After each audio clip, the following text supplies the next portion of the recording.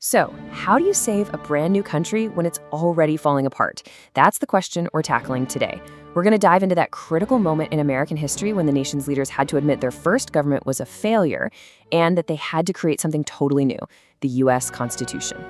By the late 1780s, things were looking pretty grim. America had won its independence, sure, but that victory was starting to feel, well, hollow.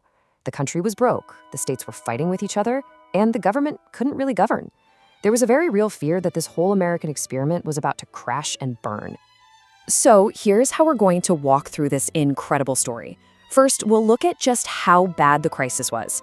Then we'll get into the intense debates that followed.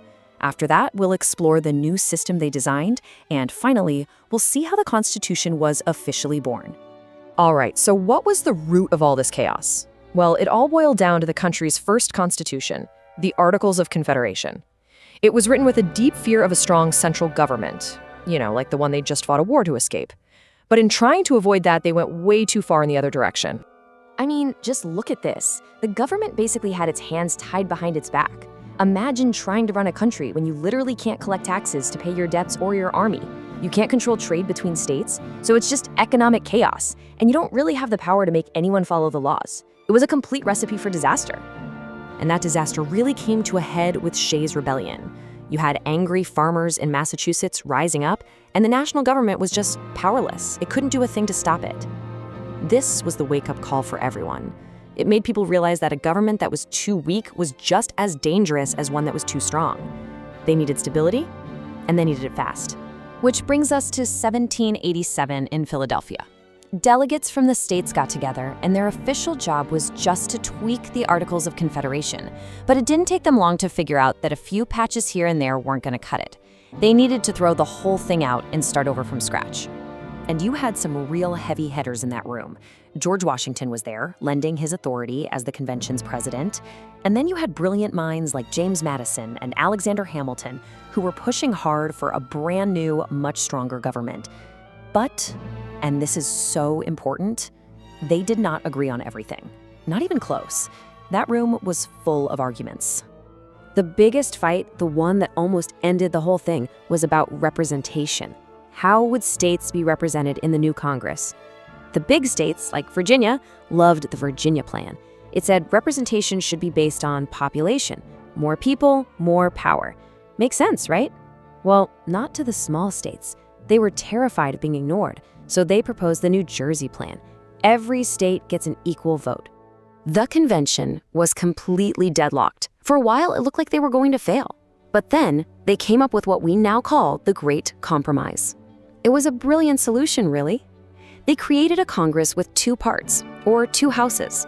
The House of Representatives would please the big states by being based on population, and the Senate would please the small states by giving every single state 2 senators. Period. Okay, so with that huge hurdle out of the way, the delegates could finally get down to designing the rest of the government. Their goal was to create something that was strong, but not too strong. To do that, they built the entire system on a few key principles to make sure power could never be abused.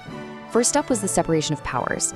Instead of putting all the power in one place, they split it into 3 separate branches. You've got the legislative branch, that's Congress. Their job is to make the laws. Then there's the executive branch, with the president, who enforces the laws. And finally, the judicial branch, the courts, whose job is to interpret the laws. Simple, right? No one branch gets to run the whole show. But they took it one step further. They created this amazing system of checks and balances, giving each branch a way to limit the power of the other 2. For example, Congress can pass a law, but the president can check their power by vetoing it. But then, Congress can turn around and check the president's power by overriding that veto. And the courts have the ultimate check. They can declare a law unconstitutional, which makes it totally void. It's like a constant tug of war, designed to keep everything in balance. And the third big idea was federalism. This was pretty new. The idea was that instead of an all-powerful national government or all-powerful states, they would just share the power. The federal government would handle big national stuff, while the states would keep control over their own local affairs. It created yet another layer of balance. So, the basic design was there. But getting it across the finish line meant they had to deal with the single most explosive issue in the entire country. And to do it, they had to make some very, very difficult compromises. And that issue was, of course, slavery. The The Southern states demanded that their enslaved population be counted so they could get more representatives in Congress. The Northern states obviously had a huge problem with that. The deeply flawed solution they landed on was the 3/5 compromise. Every 5 enslaved people would count as 3 people for representation. They also agreed to let the slave trade continue for at least another 20 years. These were ugly, painful compromises made just to keep the country together, but they kicked the can down the road on an issue that would eventually tear the nation apart. Now, just because the Constitution was signed didn't mean it was law. It still had to be approved or ratified by the states. And this kicked off a huge nationwide debate. On one side, you had the Federalists. They championed the Constitution and wanted a strong central government. On the other side were the Anti-Federalists, who were terrified that this new government would become a monster and crush people's rights. So how did the Federalists finally get the votes they needed? They made one last crucial compromise. They gave their word that if the states ratified the Constitution, the very first thing the new government would do is add a list of amendments to protect individual freedoms. That promise of a Bill of Rights was the breakthrough they needed. And this timeline just lays out those final steps. It all kicks off in 1787 at the convention. By 1788, enough states have ratified it, and the Constitution becomes the law of the land. And then, just as promised, the Bill of Rights is added in 1791, locking in those fundamental liberties. So in the end, what they built was so much more than just a piece of paper. It was an entire system engineered to pull the nation back from the brink. They created a government that was finally strong enough to actually get things done, but was also carefully structured to keep it from becoming too powerful. It was all about creating stability and balance. And that really leaves us with one big question to think about.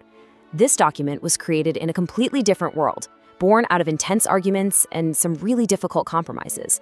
So how is it that this same document, written over 200 years ago, continues to be the blueprint that shapes the lives of hundreds of millions of people today?